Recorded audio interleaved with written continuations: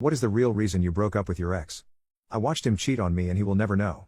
We lived in the same city and had been dating for about 10 months. In the last couple of months his passive-aggressive manipulations had begun to come a bit more transparent, but I was young, and convinced I could fix everything. On a Friday when we had plans, he called to say a friend at work had been fired, and he was going to go out with him to help cheer him up. It was fine, I said, and he hung up before I could finish my sentence that I had left some work papers at his place the night before and needed to grab them. I had keys so I didn't think anything of swinging by after dinner and drinks with my brother to let myself in to grab them. As expected he and his two best friends/roommates were out. What was not expected was when I was in a little office adjoining his bedroom gathering my papers, the apartment door opened and a lot of giggling ensued.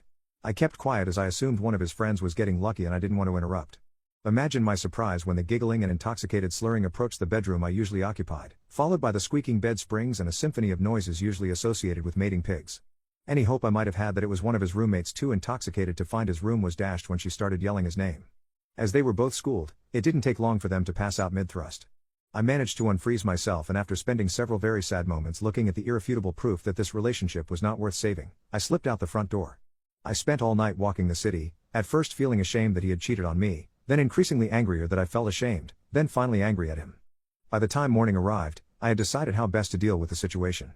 I walked back to his building and called him when he picked up, clearly mostly asleep. I told him we needed to talk and I would be up in 5 minutes, and hung up, smiling for the first time as I imagined his panic.